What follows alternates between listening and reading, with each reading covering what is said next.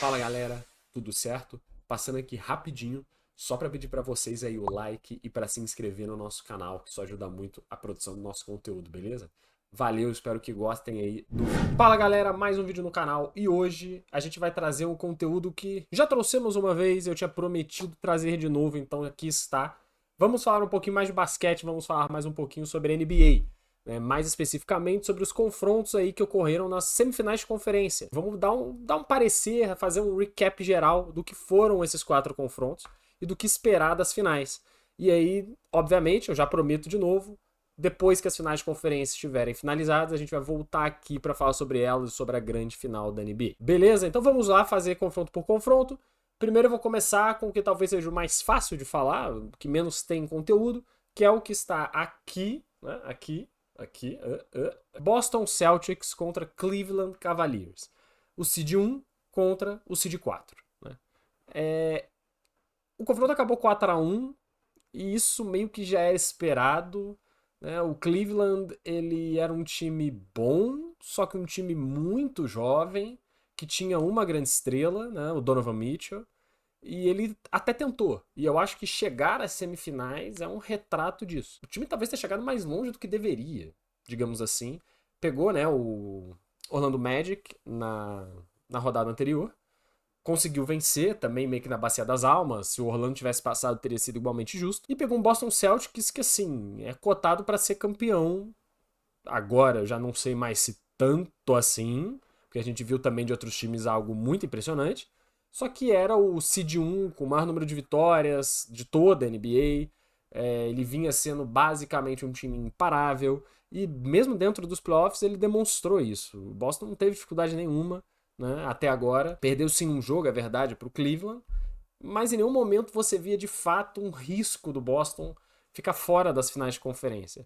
Seria uma tragédia para o time, uma tragédia para a franquia ficar fora das finais.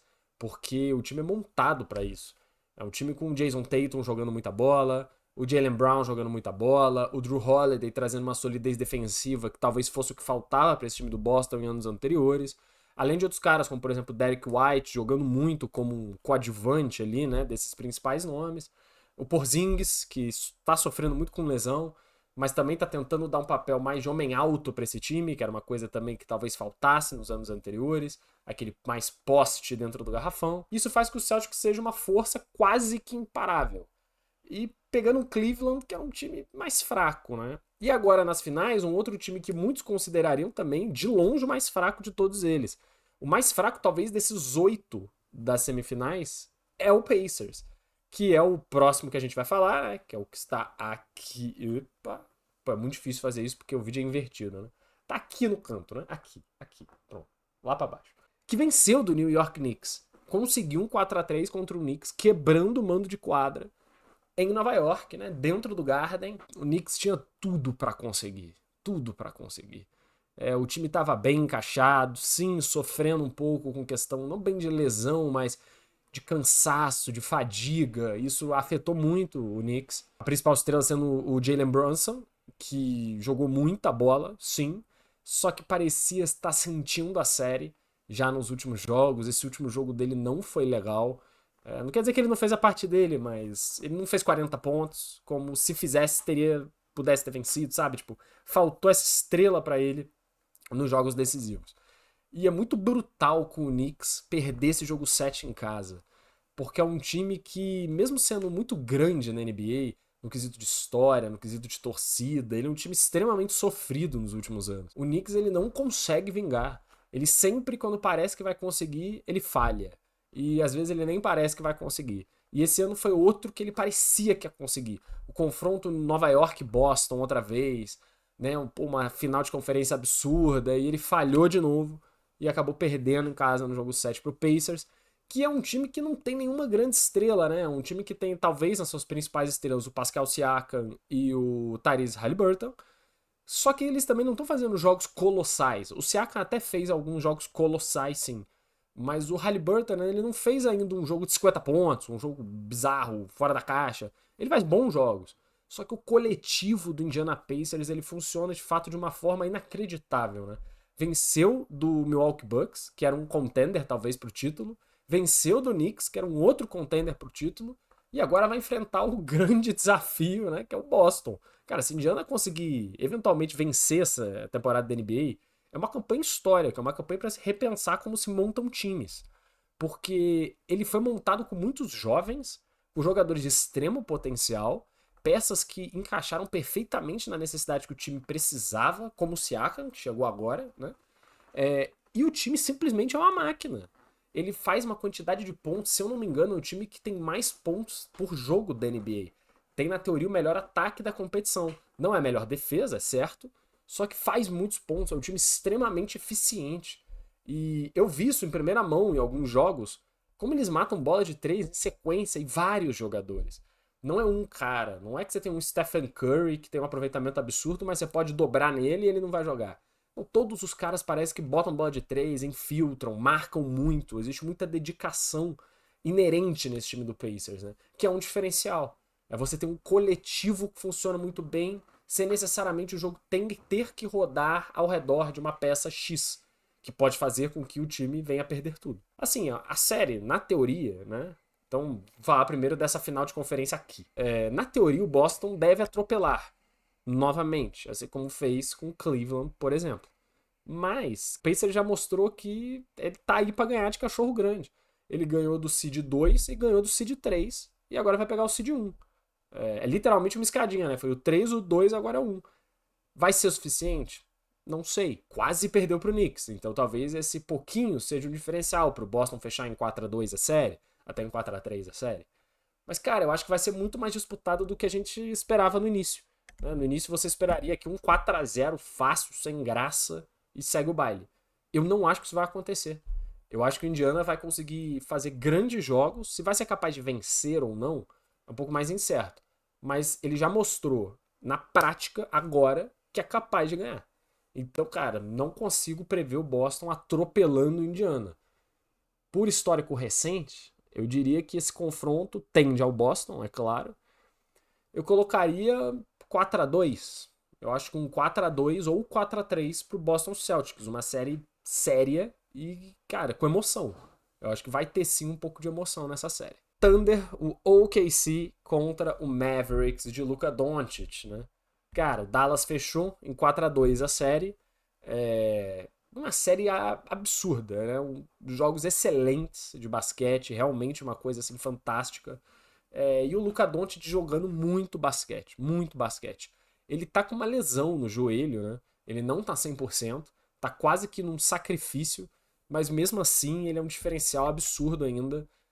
O Shai Gilgeous-Alexander do OKC até tentou, ele fez jogos também absurdos, com naturalidade, o cara faz 30 pontos, 35 pontos, mas não foi suficiente. E uma coisa que eu tinha comentado no meu outro vídeo, pode ser que tenha sido o diferencial aqui. O OKC foi seed 1 e ele é um time muito forte. Só que ele é um time muito forte pro futuro. Eu não acredito que esse time está no seu auge. Pode ser que tenha que trocar algumas peças, sim. Só que esse time funciona muito bem, cara. E ele tem jogadores extremamente jovens. Você tem o Chet Holmgren, que é um jogador estupidamente jovem. Ele chegou agora e é titular. Você tem o outro cara que também entrou agora, que eu vou esquecer o nome dele, que é banco, mas também ajuda muito. O Shai mesmo é um jogador jovem. Né? Ele é um jogador ainda muito jovem. Você tem algumas peças um pouco mais experientes, como o Lu Dort, por exemplo, que dá mais solidez defensiva, um cão de guarda absurdo também na marcação. É um time não é pronto para ganhar agora, talvez. É um time montado para nos próximos 5 anos se tornar um time dominante, que vai sempre estar aqui nas semifinais de conferência. E um time que sempre está na semifinal, ele eventualmente vai para a final. Essa é a receita para ser campeão, você sempre estar lá. E eu acho que o Thunder montou um time para isso e ainda dá para ficar mais forte para o ano que vem. Foi uma boa participação. Eu acho que dentro um pouco do que se esperava para esse time quando você ia olhar lá no início da temporada. Você fala, pô, até onde o Thunder chega? Pô, semifinais de conferência tá bom, né? Eu acho que cumpriu sim o seu papel nessa NBA. E o Dallas finalmente conseguiu chegar nas finais de conferência. Depois de já alguns anos com o Luka Doncic batendo na trave, batendo na trave, batendo na trave, finalmente passou. Foi, assim, tenso, foi disputado e eu acho que o pior ainda não veio. Tá justo pro Dallas, tá justo pro Dallas. Eu só sinto que talvez tenha sido o limite desse time esse ano. Porque o Dallas depende muito do Luka Doncic e do Kyrie Irving também. Se os dois estão mal, o time vai perder. Isso eu garanto pra você. Se o Luka Doncic e o Kyrie Irving estiverem mal, sentindo dor, não estarem ligados no jogo, o Dallas perde o jogo. O coletivo, ele não é tão bem conectado quanto outros coletivos, como por exemplo do Boston ou do Pacers. O do Boston, você tem várias estrelas. Se uma delas joga mal, o time vence ainda. Tem vários jogos que isso aconteceu. O Dallas eu sinto que não consegue isso, ainda mais nesse ponto da temporada em que os jogadores estão cansados, lesionados, as coisas não são mais tão fáceis assim. Pode ser que o Dallas tenha chegado no seu limite físico, mental, para esse ano. É um time que também ainda cabe evolução, ainda cabe em novas peças para dar suporte pro Irving e pro Luka Doncic. Mas fez uma campanha excelente até agora. Jogos decisivos, mostrou que é um time clutch, que tá mentalmente preparado para momentos, cara, de vida ou morte. E provou isso vencendo do Seed 1 e chegando nas finais de conferência novamente. Já na outra semifinal, para mim a melhor disparada em quesito de qualidade de basquete apresentado podia ser, e sem brincadeira, a final da NBA, o confronto Minnesota Timberwolves contra Denver Nuggets. Isso foi série de final. Foi até o jogo 7. Cara, jogo aqui, jogo ali, quebra de mando de campo, estrelas fazendo jogos espetaculares.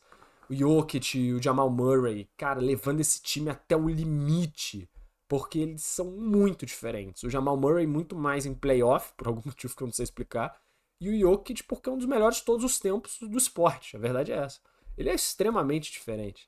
E o Minnesota tem um time mais jovem, mas um time, cara, é inacreditável ver esse time jogar, cara. Um time que tem uma vontade de vencer muito presente. Né? Você tem o Karl Anthony Towns, que nem tá no seu melhor momento, já teve o seu melhor momento, o Cat. Ele ainda é um cara muito importante para esse time. E o homem que se tornou o cara do time, que é o Anthony Edwards, o famoso Ant-Man. Né? O que muitos comparam é ao Michael Jordan, até pela semelhança física, né, que eles têm. Mas o cara é um diferente do basquete. Provavelmente vai ser um dos grandes da liga, um dos grandes da história do esporte também, sem a menor dúvida. Porque o que esse garoto carrega com ele, porra, a vitória. Ele põe a bola embaixo do braço e fala, o jogo é meu. E ele vai lá e decide o jogo. Infiltração, ele vai pro jogo contato físico. Ele não é um jogador tão alto assim, né? Ele é um jogador baixo. E ele é um cara dominante do jeito dele. E é realmente impressionante ver esse Minnesota jogar. Você vê muita vontade em campo. Obviamente você tem as estrelas, o Karl Anthony Towns e o Ant-Man, que são caras diferentes da liga, né? São esses superstars. Só que o coletivo funciona bem ao redor deles também. Às vezes eles não jogam tão bem assim e surge uma nova peça que vai lá e joga o suficiente para compensar, né? O sexto homem da liga é do time do Timberwolves. Então você tem, isso já demonstra que o coletivo do time funciona muito bem. Normalmente quando o sexto homem da liga é de um time, é porque o contexto ao redor das estrelas é excelente. Porque além dos caras titulares, você ainda tem até mais gente no banco disponível para fazer isso. Então, cara, o Timberwolves é um time que eu vejo vindo muito, muito forte. E fazendo já um paralelo com a final, né, com a final de conferência, eu acredito que é o favorito sim para essa final de conferência. Se eles souberem marcar o Doncic e o Irving, isso aqui pode ser até mais fácil do que deveria. Até pela condição física que eu não sei como é que vai estar dos dois. Mas eu consigo visualizar aqui um 4-2 do Timberwolves, porque o Mavericks vai impor sim, pelo menos às vezes, no mínimo, o seu jogo. Então acredito que o Timberwolves vença isso aqui, talvez de 4-3, talvez, mas eu acredito mais num 4-2. Acho que tá mais entre um 4-1 e 4-2 pro Timberwolves do que entre um 4-2 e um 4-3. Ficaria extremamente surpreso se o Mavericks conseguisse vencer essa série. Da mesma forma que eu ficaria muito surpreso se o Pacers conseguisse vencer, só que é possível. Tudo é possível, né? A gente vai ter que ver como é que esses times vão entrar em quadra, como é que eles vão se comportar, né, em mais uma sequência, em mais pressão, em mais carga física, para ver quem vai chegar na final. Se eu tivesse que supor, a final é entre Boston Celtics e Minnesota Timberwolves. E aí, irmão, aí só Deus sabe o que vai acontecer. A verdade é essa. Vai depender muito no dia. Os grandes nomes nos seus grandes dias. É daí que você tira o super craque, é daí que você tira campeão. Você não basta ser bom, você tem que ser bom no momento certo. Você tem que ser bom no momento decisivo. E, cara, esse tipo de coisa você descobre só quando o momento decisivo chega. Às vezes não é nem o cara que você mais esperava, é um outro que passou mais desapercebido, mas que na hora clutch ele vai lá e toma, ganha. Mas essa foi a minha análise, como prometido aqui, das semifinais da NBA. Voltaremos a falar de basquete assim que as finais estiverem completas, para dar o nosso novo parecer sobre o que aconteceram nas finais de conferência. Perfeito? Agradeço muito a todo mundo que viu o vídeo. Deixem nos comentários pedidos, sugestões de também conteúdo pra gente fazer. E forte abraço e até o próximo vídeo.